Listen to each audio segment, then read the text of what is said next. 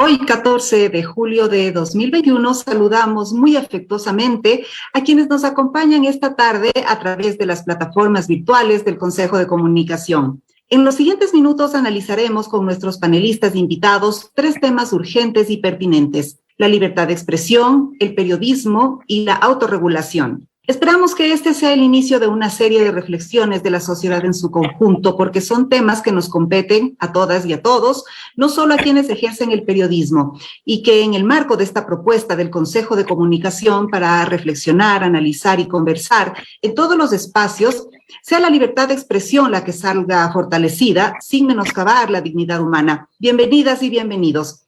Doy paso a la señora presidenta del Consejo de Comunicación, Yanine Cruz, para iniciar este conversatorio. Señora presidenta, adelante, por favor. Buenas tardes con todas y todos. Un abrazo fraterno, estimada Pamela, estimado Fabricio y César, también Vladimir y María Fernanda, gracias por acompañarnos, amigas y amigos que nos acompañan en este espacio en el que nos hemos reunido para conversar en lo importante que es justamente la libertad de expresión, el periodismo y la autorregulación de los medios de comunicación.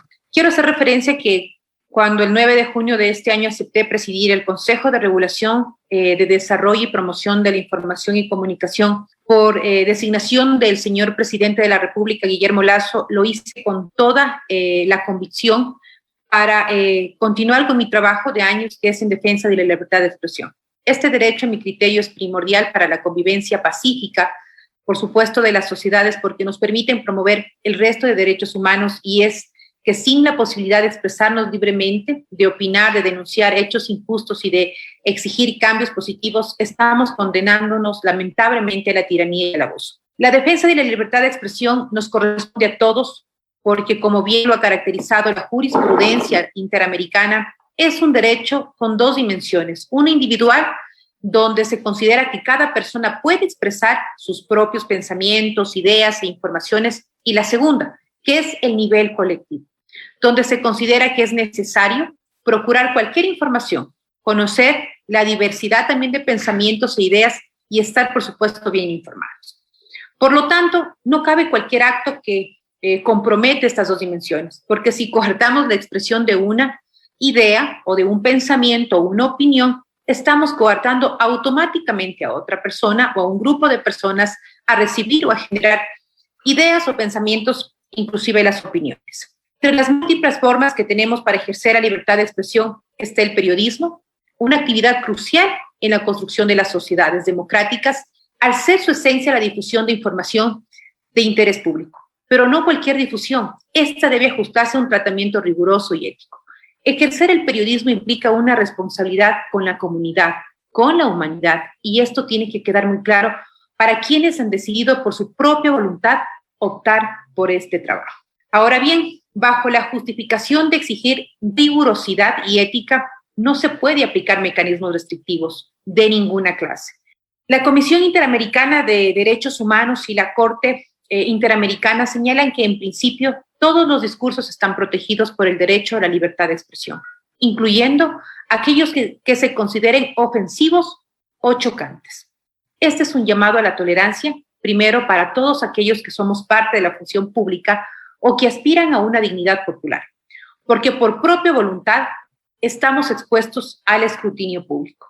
Eso sí, bajo ningún concepto se tolerarán aquellos contenidos violentos o que vulneren cualquier derecho humano, como es la propaganda de guerra, como son discursos de odio, la discriminación o la incitación al genocidio, mucho menos la pornografía infantil. Sobre estos fundamentos legales puedo decir entonces que creo en la autorregulación. Si bien hay límites para la libertad de expresión, de ninguna manera el Estado o cualquier mecanismo puede interferir en el trabajo de los medios de comunicación. Una labor que debe desempeñarse en el marco de sus propios códigos deontológicos y su responsabilidad social.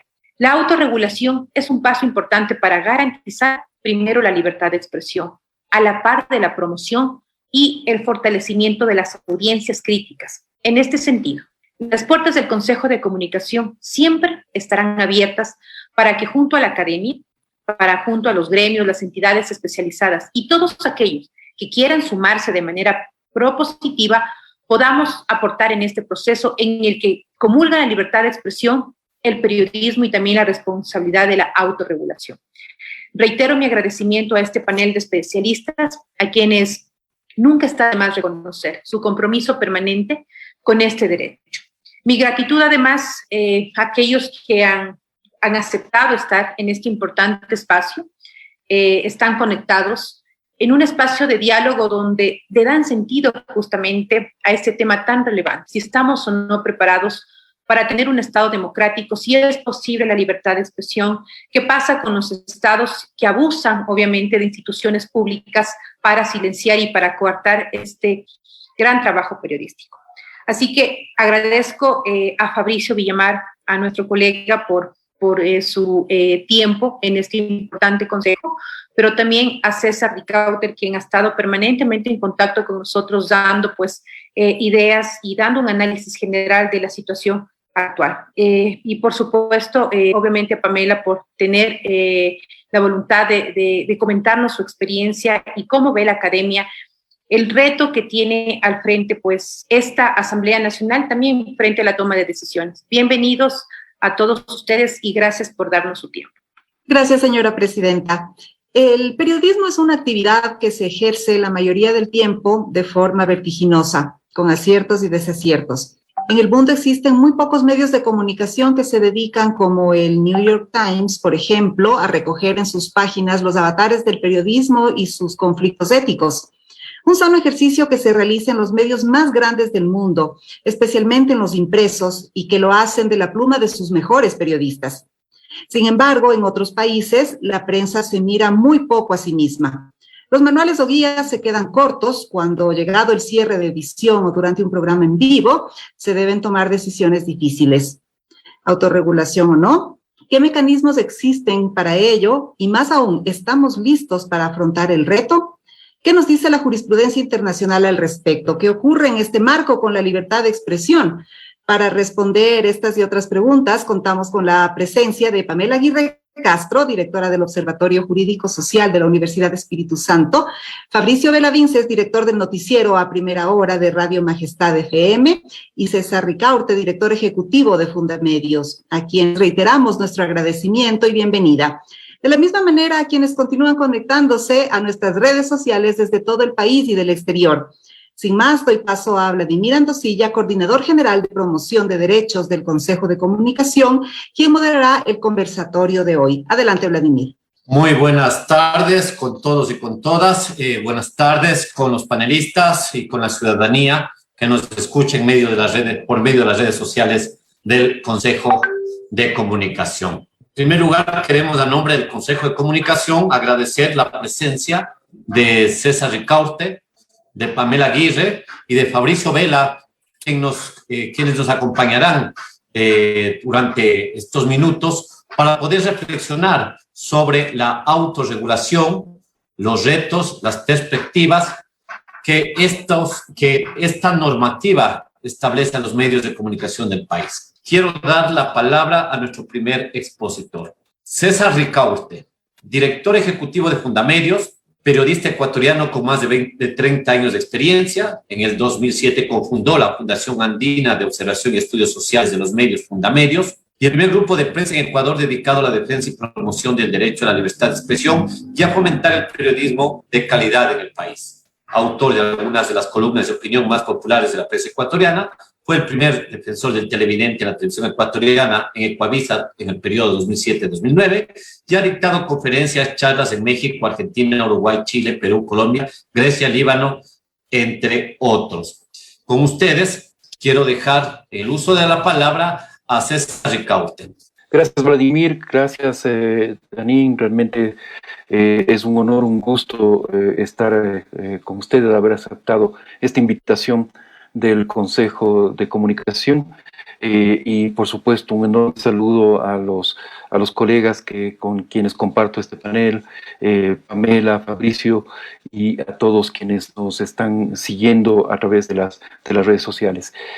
Además felicito esta iniciativa del Consejo porque realmente es muy importante poner en la palestra este tema, esta discusión, abrir de nuevo este debate, un debate que se clausuró recordemos en el 2013, cuando se aprobó la ley de comunicación del correísmo, que muchos celebraron en ese entonces, pero que en realidad lo que hizo es justamente propiciar que los medios de comunicación se sometieran a una sobreregulación, a un proceso de control por parte del Estado, ¿no es cierto? Y que con eso se hiciera innecesario absolutamente el discutir los procesos de autorregulación.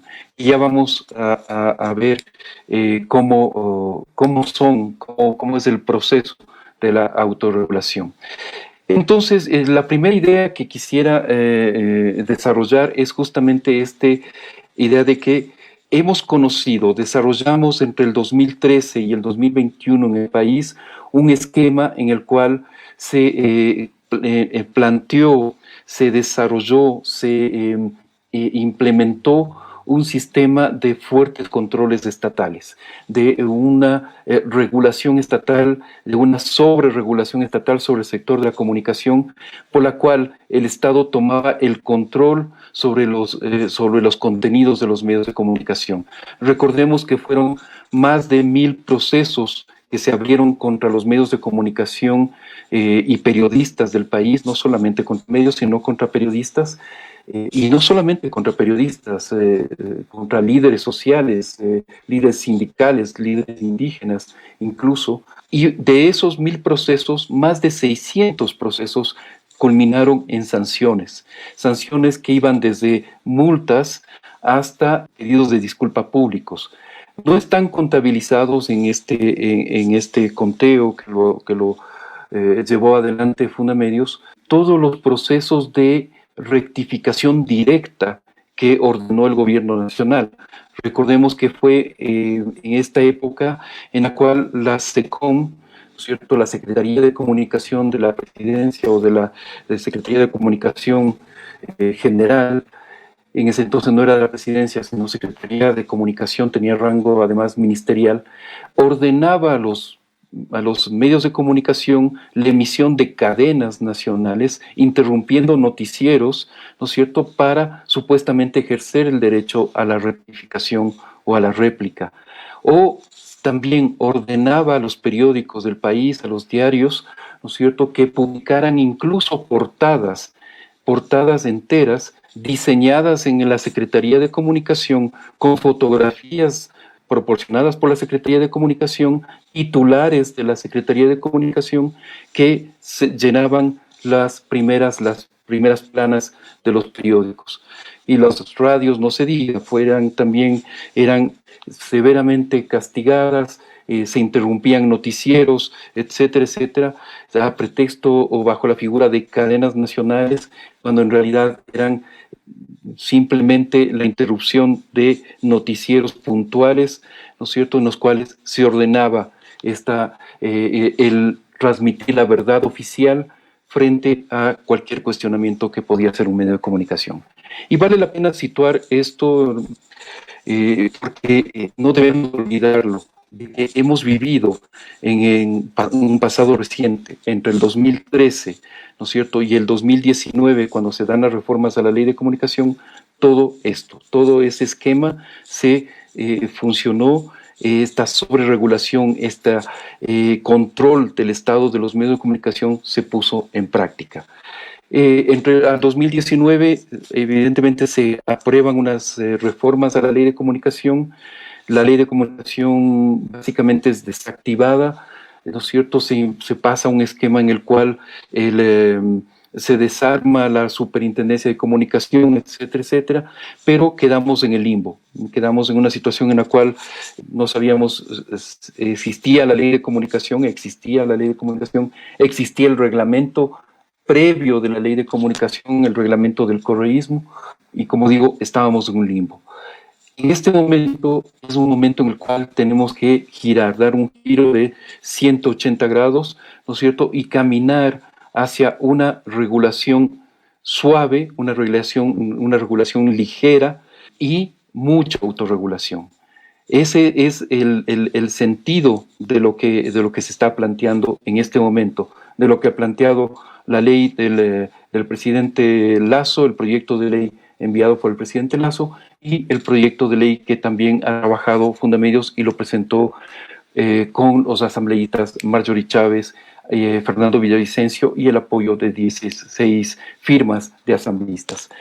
Esto es importante para situar la discusión, porque muchas veces en los últimos días, en realidad, se ha querido situar la discusión de la autorregulación en base a un caso, ¿no es cierto?, que es el caso de el programa de televisión La Posta 3X, y lo que pasó con este programa de televisión, lo que ha pasado con un canal de televisión, TC Televisión, ¿no es cierto? Y pensar que ese es lo que motiva esta discusión de autorregulación. En realidad no es así. De autorregulación venimos conversando, venimos debatiendo entre el 2008 y el 2013. Una fuerte discusión sobre autorregulación, fue un planteamiento clave. Me acuerdo que trajimos varias veces al maestro Javier Darío Restrepo, por ejemplo, para que diera una serie de talleres, propiciara una serie de conversatorios, debates, etcétera, etcétera, sobre la importancia de la ética en el trabajo periodístico. Hubo mucho trabajo previo a la discusión de la ley de comunicación. Y en el 2013, cuando se aprueba la ley de comunicación, ese debate se clausura, porque evidentemente ante una sobreregulación, ante un control del Estado, era inútil discutir los esquemas de autorregulación de los medios. Era básicamente un tiempo perdido, ¿no es cierto?, el discutir cuando el Estado tenía el control del sector de la comunicación. Entonces, eso yo quiero dejar en primer lugar en claro. Esta discusión es entre el Estado controlando o haciéndonos responsables, periodistas y medios de comunicación, de lo que queremos frente a la comunicación, del hecho comunicativo. Ser responsables previo y posteriormente. Y aquí permítanme desarrollar algunas ideas que voy a plantearlas a través de unas pocas diapositivas y en las cuales explico cuáles son estos mecanismos de autorregulación que se deberían propiciar. Hemos detectado en el mundo se conocen 3 formas de autorregulación o 3 sistemas de autorregulación. El primero es un sistema de control previo y un sistema de control interno de los medios de comunicación, que está reflejado en los códigos de ética y en los manuales de estilo, ¿no es cierto? Los manuales de estilo es donde los medios de comunicación desarrollan todos los procedimientos que se van a seguir para el control justamente de la calidad del producto periodístico, del contenido periodístico y de los contenidos en general, ¿no es cierto? Porque muchos medios tienen contenidos periodísticos, pero también tienen contenidos de entretenimiento. Los contenidos de entretenimiento también tienen que someterse a procedimientos de calidad, ¿no es cierto? Y esto con productores internos del medio de comunicación como con productores externos del medio de comunicación, ¿no es cierto? Es en donde se refleja los códigos de ética, en los manuales de estilo, se refleja el ser si hablamos en términos filosóficos, ahí está el ser del medio de comunicación.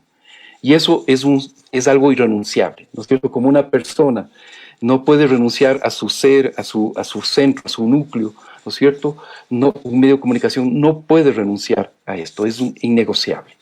Pero esto son sistemas de control internos y previo, insisto, porque son controles internos y previos a la emisión de cualquier contenido periodístico. Luego tenemos los sistemas de control mixto, ¿no es cierto?, que funcionan tanto previamente como post, en lo posterior, y que son internos y externos. Esta figura, que es una figura muy curiosa, ¿no es cierto?, que son los defensores de la audiencia. No son los defensores de la audiencia de la ley de comunicación del correísmo, que eran funcionarios públicos implantados en las redacciones de los medios. Los defensores de la audiencia son profesionales de primera calidad, reconocidos por su alto sentido ético, por su alto desarrollo profesional, en el cual el medio tiene confianza para introducirlo al interior del medio de comunicación, al interior de la redacción, ¿no es cierto? Pero que al mismo tiempo el defensor de la audiencia actúa como un representante de la audiencia, es decir, de lo externo, ¿no es cierto? Es el que implementa, el que va a representar a ese factor externo que son las audiencias adentro del medio de comunicación. Y actúa, como les digo, previo y post, ¿no es cierto? Porque las recomendaciones, las investigaciones que hace el defensor de la audiencia son posteriores al hecho comunicativo, pero tienen un efecto previo, es decir, al siguiente producto comunicativo, al siguiente producción del contenido periodístico, las recomendaciones del defensor de la audiencia van a ser tomadas en cuenta. Entonces, por eso decimos que es un mecanismo mixto, previo, post, interno y externo. Y luego tenemos, y en esto quizás no se ha hecho mucho énfasis, ¿no es cierto? Y cuando se habla de autorregulación se habla generalmente de los sistemas de control previo, pero hay sistemas de control post facto, sistemas de control posteriores, que son los controles externos a los medios de comunicación y que son los que reflejan el control social. Ojo, no estamos hablando de control estatal, estamos hablando de control social sobre los medios de comunicación y que son parte sustancial de los sistemas de autorregulación.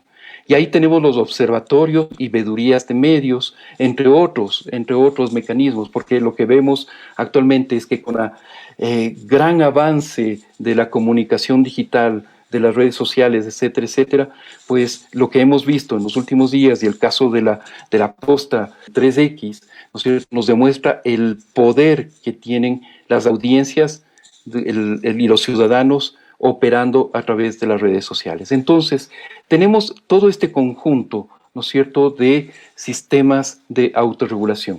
Una vez más.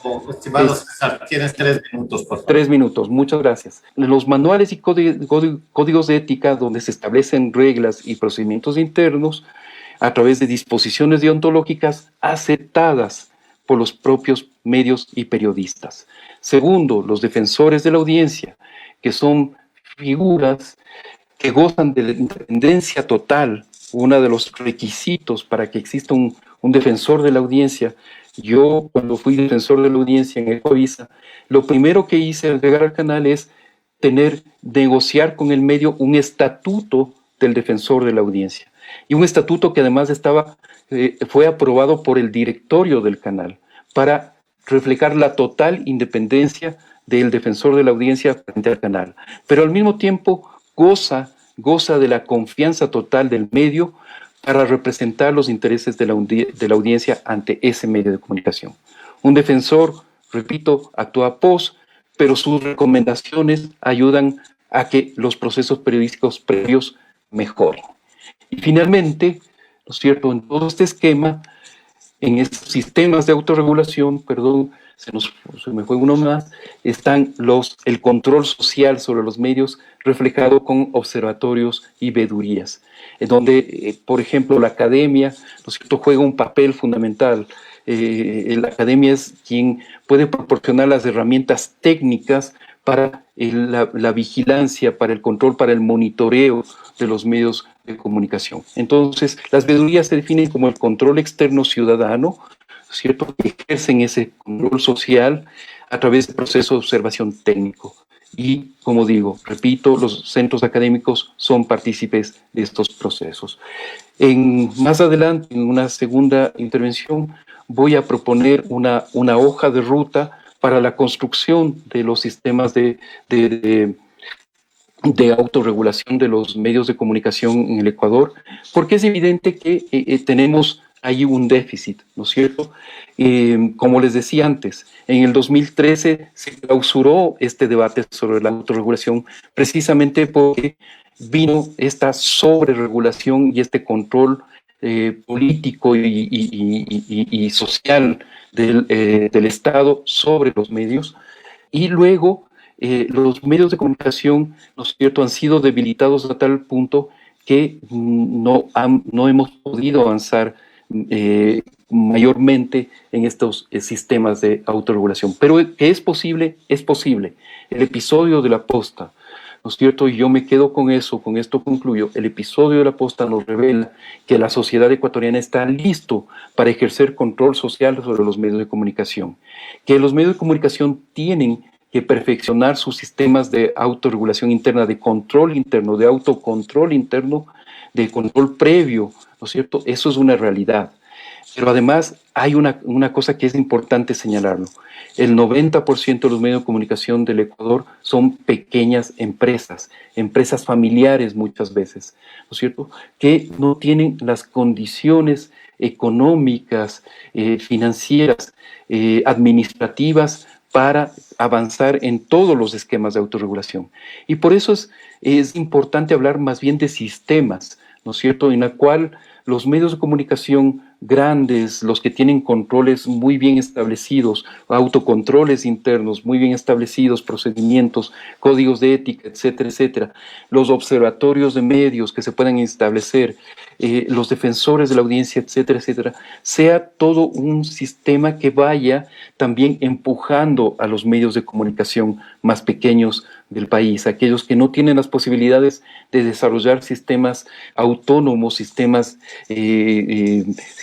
internos propiamente dichos de autorregulación, pero que puedan ser adoptados por sí mismos, ¿no es cierto?, voluntariamente, sin forzar a nadie, sin que venga un censor, sin que venga un caudillo a decirle, ustedes tienen que hacer esto, sino gracias, voluntariamente. César. Muchísimas gracias, Vladimir, gracias a todo el público. Gracias, César. Antes de continuar, quería hacer una precisión, Presidenta. Presidenta, quien nos acompaña es Fabricio Vela. Quería hacer esa precisión.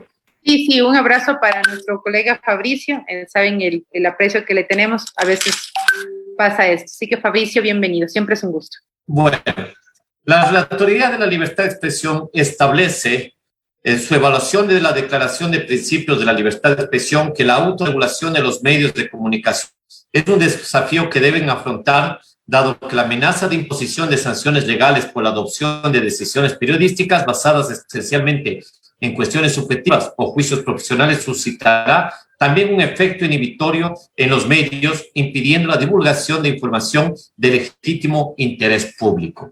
A continuación, nos acompaña la doctora Pamela Aguirre Castro, doctora en Derecho por la Universidad Andina Simón Bolívar, sede Ecuador, abogada por la Universidad de la SUAY, cuenta con maestrías en Derecho con mención en Derecho Tributario por la Universidad Andina Simón Bolívar, en Argumentación Jurídica por la Universidad de Alicante, en Derechos Humanos y Derecho Humanitario por el Colegio de Derecho de Washington de la Universidad de las Américas. Docente de grado y posgrado de Derecho de la Universidad de Espíritu Santo, actualmente es directora del Observatorio Social y Jurídico de la Universidad de Espíritu Santo de Guayaquil, docente de los programas de posgrado de Derecho de la Universidad Andina Simón Bolívar, de la Universidad Católica Santiago Guayaquil y de la Universidad de Cuenca. Fue abogada de la Secretaría de la Corte Interamericana de Derechos Humanos, además perita ante la Corte Interamericana de Derechos Humanos frente a los casos contra Ecuador. Se ha desempeñado como secretaria técnica jurisdiccional de la Corte Constitucional. Con ustedes, la doctora Pamela Aguirre Castro.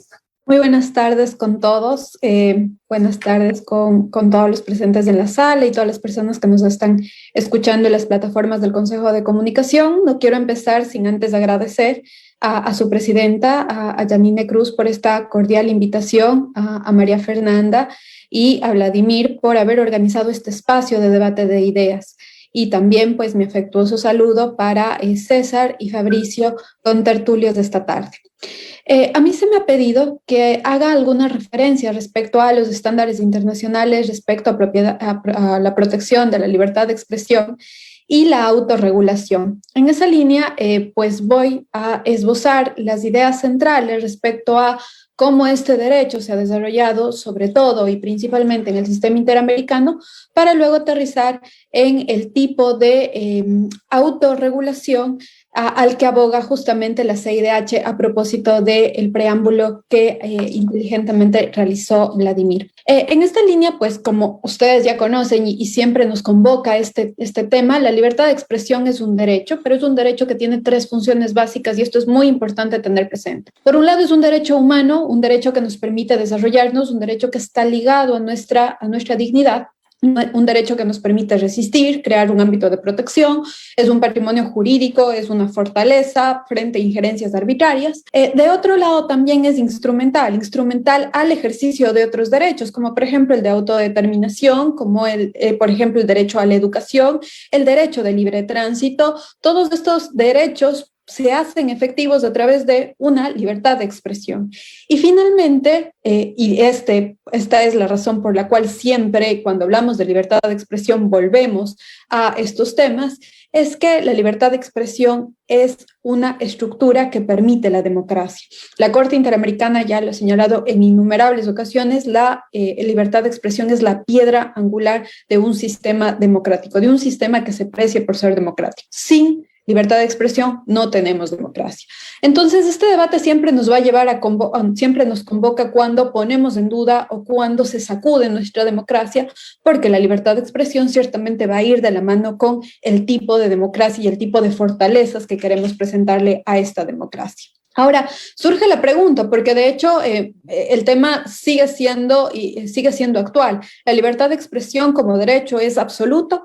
Pues no, ningún derecho humano es absoluto, tiene sus límites. Ahora bien, estos límites y los límites que se encuentran previstos en el ejercicio de este derecho también se encuentran justamente en estos estándares internacionales de la jurisprudencia internacional y la jurisprudencia constitucional. Así que, por ejemplo, la jurisprudencia interamericana ha señalado que el ejercicio de libertad de expresión se tiene que realizar con la protección de los demás derechos que la propia convención protege y el orden público.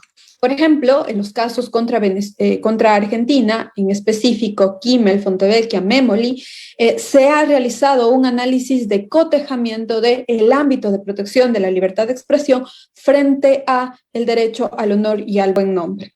Y me gustaría con ustedes en este momento, simplemente por un tema más gráfico que por cualquier otra cosa, compartir el texto del artículo 13, un poco para repasar cuál es la regulación real que tiene este artículo en el sistema interamericano. El artículo 13 de la Convención Americana de Derechos Humanos, y este también es un tema muy importante que debe ser tomado en serio. Los abogados y en especial todos los especialistas de derechos humanos, sobre todo en las Américas, siempre apelan al sistema interamericano frente al sistema universal de derechos humanos, y esto por una razón. Porque mientras que el artículo 19 y 20 del Pacto Internacional de Derechos Económicos, Sociales y Culturales, del Pacto Internacional de Derechos Civiles y Políticos, establece limitaciones a la libertad de expresión, en el caso del artículo 13 de la Convención Americana no es así. Existe un diferente umbral de protección. En esta línea, el Ecuador, siendo signatario tanto del sistema universal como del sistema interamericano de derechos humanos, el mejor nivel de protección, pues obviamente se encuentra en el sistema interamericano y básicamente su desarrollo se debe al texto del artículo 13. Y en el artículo 13, en el primer inciso, se establece el contenido del derecho, un derecho que es bastante amplio, un derecho que permite buscar, acceder, difundir información. De hecho, el texto del primer inciso del artículo 13 ha permitido, además del acceso a la información pública, el acceso a la información que es de público interés para todos, desarrollándose en el caso Clos Reyes versus Chile en 2006. En el segundo inciso se establece esta prohibición de censura previa y también el test tripartito que debe realizarse en caso de que exista un choque o una confrontación con otro derecho. Dicho sea de paso, y esto es muy importante tener presente, el hecho de que en el artículo 13 de la Convención Americana se establezca la prohibición de censura significa que todos los discursos están protegidos, inclusive aquellos, como decía la presidenta, los odiosos, los molestos, los que incomodan, son aquellos que se encuentran protegidos por la libertad de expresión. En el inciso 3 se establece los mecanismos de prohibición de censura indirecta. En el 4 se establece una regulación específica respecto a la protección de un bien mayor, que en este caso tiene que ver con la protección de la niñez, el interés superior del niño. Y en el 5 se establece un tipo de discursos que sí estaría prohibido por el sistema interamericano y al igual que el sistema universal. Y tiene que ver con la apología del odio, la apología a la guerra, todo discurso que tienda a segregar, discriminar a cualquier persona, ya sea por raza, color, religión, idioma u origen nacional. Además de estos discursos prohibidos, podríamos sumar el discurso que tiene que ver con la pornografía infantil, que obviamente se encuentra prohibida en la protección de la libertad de expresión. Entonces, en esta línea, ¿por qué hacer referencia a esto? Porque nosotros seguimos el estándar del debate público robusto. ¿Qué quiere decir esto del debate público robusto? El debate público robusto significa que nosotros estamos frente a un debate o frente a una sociedad en la que se busca la mayor circulación de ideas. Se busca que exista mayor libertad de expresión. En esta línea, pensando en esta mayor libertad de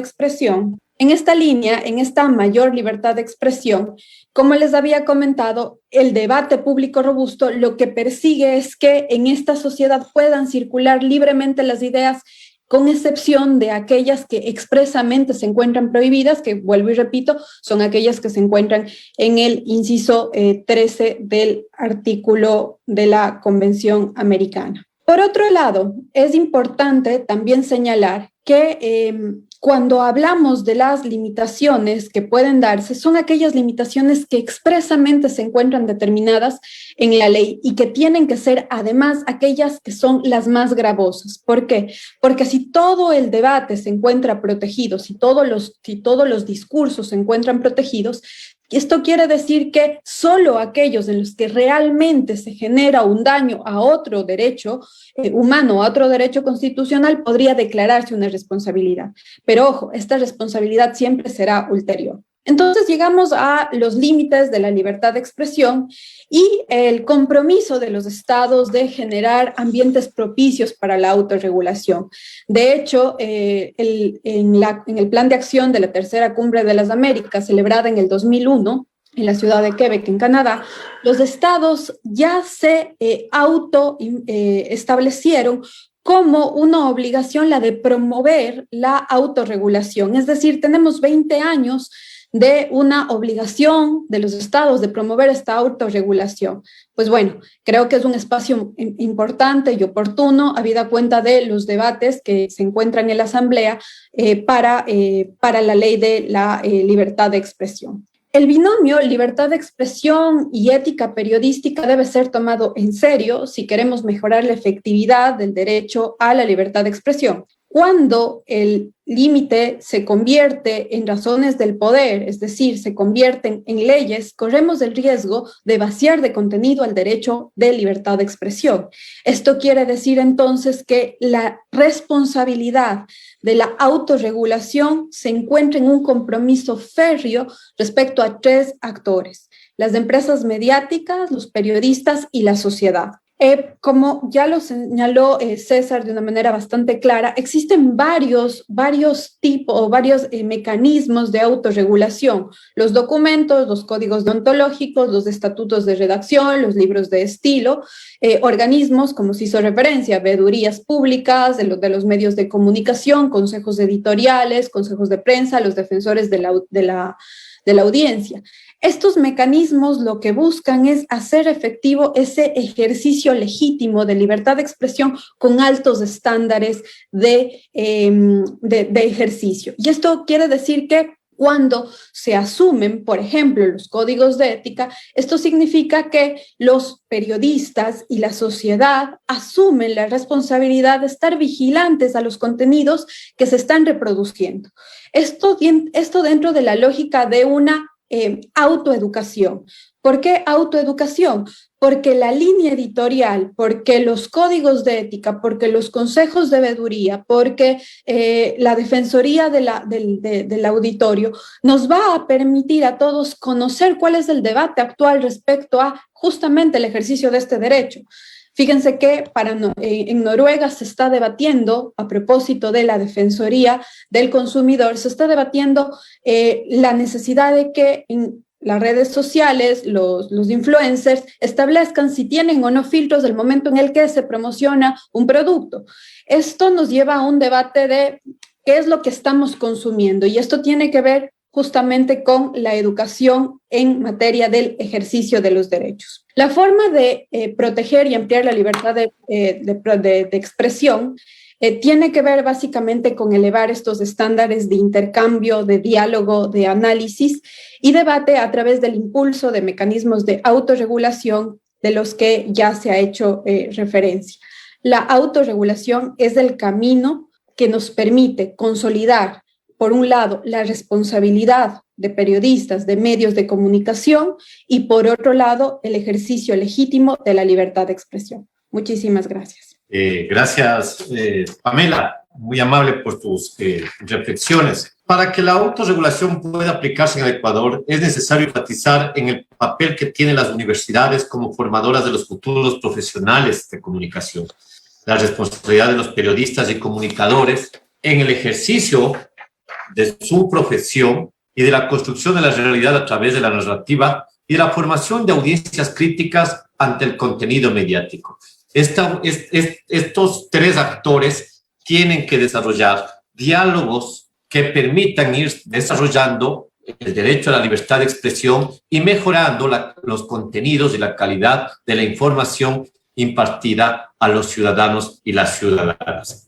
A continuación, quiero presentar a nuestro siguiente expositor, Fabricio Vela Vinces, licenciado en Ciencias de la Comunicación Social por la Universidad Nacional de Loja, periodista con 28 años de trayectoria en medios de comunicación, especializado en la cobertura política. Es director y conductor del noticiero A Primera Hora en Radio Majestad FM, socio fundador del portal digital Primera Plana, conductor de noticias en RTU, y ha trabajado para canales nacionales como RTS, Gamavisión, Teleamazonas y TC Televisión. Con ustedes, Fabricio Vela. Gracias, Vladimir. Un saludo muy cordial. Igualmente para la presidenta Yanine Cruz, para María Fernanda Cedeño, para César Ricaurte, para Pamela Aguirre, muy honrado de participar en este espacio, ¿no? En realidad, tanto César cuanto Pamela son los especialistas. Yo voy a hablar un poquito desde mi condición de comunicador social, de periodista en el ejercicio. Y tengo algunas visiones que seguramente serán discrepantes, creo que es legítima la discrepancia, serán discrepantes con varias de las visiones de mis dos contertulios, ¿no?, que me antecedieron en el uso de la palabra. Creo que el Ecuador no está preparado todavía para la autorregulación. Yo he sostenido esto hace tiempo y no es exclusivo de los episodios recientes vinculados a lo que pasó con los colegas Luis Eduardo Vivanco y Anderson Boscán del Portal Aposta. Yo con ellos tengo una amistad muy respetuosa, muy respetuosa, dentro de la discrepancia que la tenemos. Ellos saben mi forma de pensar y yo sé la forma de pensar de ellos. Yo generé igualmente una crítica y se los dije en un foro que participé con Luis Eduardo. Creo que se excedieron en lo que ocurrió justamente con este episodio que prácticamente se convirtió en una suerte de debut y despedida, con una propuesta que creo yo hubiese sido muy interesante, llevar esta apuesta digital a la televisión abierta, tomando en cuenta que desde la óptica de los medios masivos hay una serie de protocolos y de rigurosidades que tenemos que seguir. Pero más allá de caerles a los colegas, ¿no? Yo creo que en el fondo ellos saben que cometieron un error. Más allá de eso, yo creo que esta debe ser una gran oportunidad para repensarnos, que es un poquito lo que yo he planteado, y se lo dije a Luis Eduardo en su momento.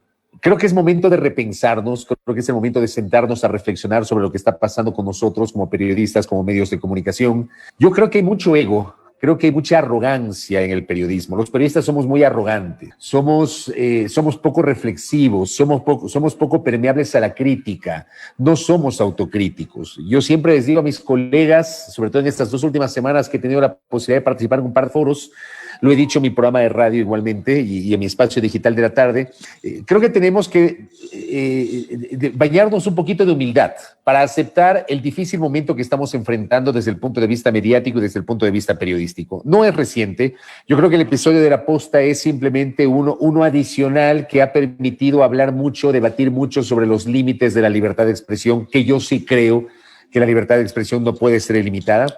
La libertad de expresión tiene límites.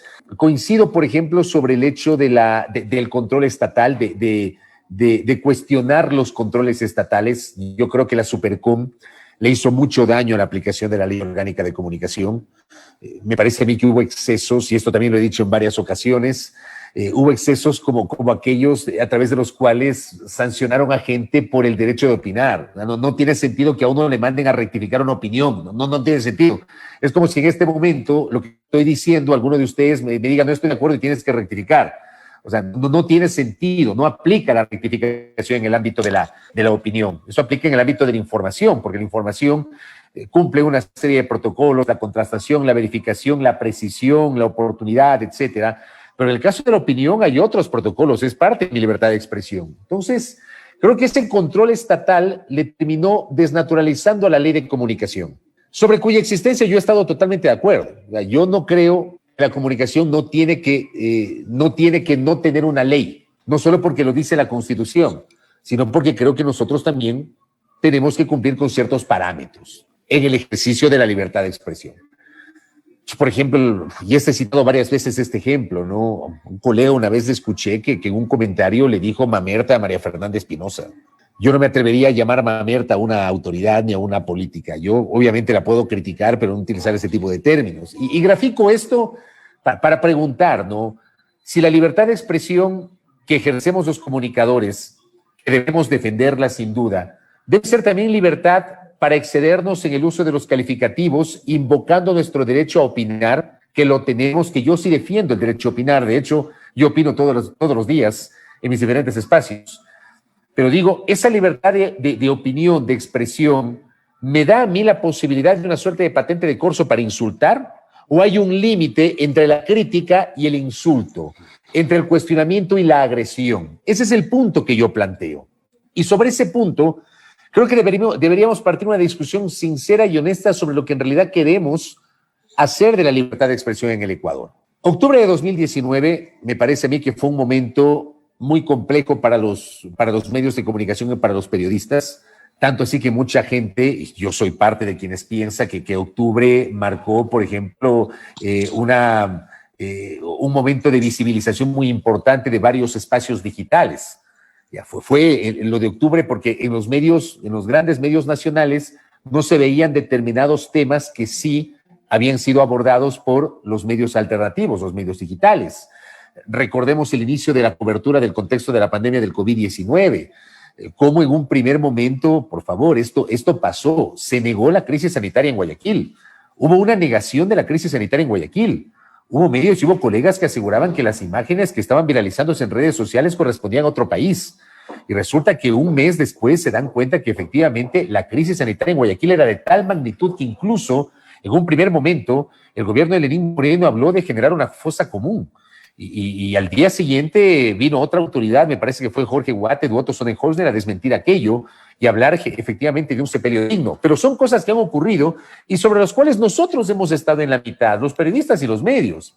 La forma como hemos cubierto y cómo tomamos partido en las últimas campañas electorales, sobre todo 2017 y 2021, que creo yo, tal vez nuestro rol, tanto el de los medios cuanto nosotros, el nuestro como periodistas, se amplificó porque tenemos hoy mismo una presencia muy importante de redes sociales y creo que además las redes sociales nos han terminado a nosotros, los comunicadores, por desnaturalizar. Hay por ejemplo, personas que ejercen el periodismo que son unas en el Twitter y son otras en los medios tradicionales. Eso para mí es inaceptable, o sea, ¿eres o no eres? ¿Eres el mismo aquí en un foro? ¿Eres el mismo en el Twitter? ¿Eres el mismo en el Facebook? ¿Eres el mismo en los medios digitales? ¿O te vistes de acuerdo a la ocasión y adoptas discursos de acuerdo a la ocasión? Y respetando en el caso del manejo de las redes los protocolos con los cuales nos formamos como comunicadores. Yo planteo estos puntos, amigos y amigas, porque soy un convencido de que en algún momento, deberíamos reflexionar sobre estos errores que estamos cometiendo y sincerarnos en el debate. Nosotros los periodistas, los directores de los medios de comunicación, los propietarios de los medios que no son periodistas, que son empresarios en su mayoría, la academia, las facultades de comunicación, esfuerzos como Fundamedios, los gremios periodísticos que están muy venido a menos, la Unión Nacional de Periodistas, que tal vez es el gremio más emblemático, la Federación Nacional de Periodistas, que está venida a menos, hay unas disputas con los colegios de periodistas del país, pero bueno, o sea, cito algunos espacios sobre los cuales se debería generar un debate sincero, responsable, serio, argumentado, de largo aliento, aprovechando esta brillante oportunidad que implicaría reformar integralmente la Ley Orgánica de Comunicación. Porque está claro que el propio presidente Lasso entendió que no se puede eliminar una ley, que además su existencia es obligación y mandato constitucional. Tiene que haber una ley, y va a haber una ley, que es la Ley de Libre Expresión y Comunicación. Yo creo que ese debería ser un buen momento para debatir estos temas. Un buen momento, además, para debatir, queridos amigos y amigas, la necesidad de que los periodistas y los medios, pero sobre todo los medios, transparenten sus líneas editoriales. Sinceramente, y esto planteo a la audiencia, les planteo a ustedes, incluso para enriquecer un poquito el debate. ¿Cuántos medios de comunicación en el Ecuador, tanto de los tradicionales cuanto de los alternativos, han transparentado sus líneas editoriales? Como ocurre en otros países. ¿Cuántos? ¿Cuántos han transparentado sus líneas editoriales? Otro. ¿Cuántos medios de comunicación, tanto de los tradicionales cuanto de los alternativos, sobre todo de aquellos que son un poquito más grandes y tienen algo de estructura, tienen códigos deontológicos? ¿Cuántos? Yo sé que hay medios tradicionales, no todos, que tienen normas deontológicas desde siempre, más allá de lo que decía la Ley Orgánica de Comunicación. Pero perdónenme, yo he trabajado en varios medios y yo les puedo decir, en 28 años de trayectoria periodística, yo les puedo decir que la mayoría de medios en los cuales yo he trabajado no tenían pues un decálogo ni unos códigos deontológicos ni unas normas para respetar. O sea, perdónenme, pero yo sí creo que además hay que sincerarse en el debate más allá de hablar de lo ideal, porque el mundo ideal en este oficio no existe. Es un sector, el mediático, que está enfrentando una serie de problemas en los últimos tiempos y que lamentablemente hay un sector que se ha negado a abrir la puerta para la posibilidad de debatir esos grandes problemas. No existen en la mayoría de medios códigos deontológicos, al menos no existían. Yo no sé si la realidad ha cambiado. De lo que yo sé, no existen códigos deontológicos. Los códigos los eliminaron de la ley, pero bueno, más allá de lo que dice la ley, creo que los medios están obligados, dentro de este concepto que se ha planteado en este debate, en este foro, de que se defienda la autorregulación. Bueno, y dentro de la autorregulación, ¿qué hacen los medios para justificar la autorregulación? Con cosas tan simples como las que estoy planteando. ¿Cuántos medios de comunicación, más allá de lo que dice la ley, han cumplido a lo largo del tiempo con los derechos de la rectificación y la réplica? ¿Cuántos de nosotros, los periodistas, que hoy nos hemos convertido en opinólogos a través de las redes sociales, estamos abiertos y dispuestos a rectificar cuando, por ejemplo, teniendo un segmento de gente, cientos o miles, que eventualmente nos siguen y que nos creen, porque ese es nuestro principal activo como periodistas, la credibilidad? La credibilidad, o sea, si tú como opinador, como líder de opinión, como periodista no tienes credibilidad, mejor retírate del periodismo y dedícate a otra cosa y no hagas opinión.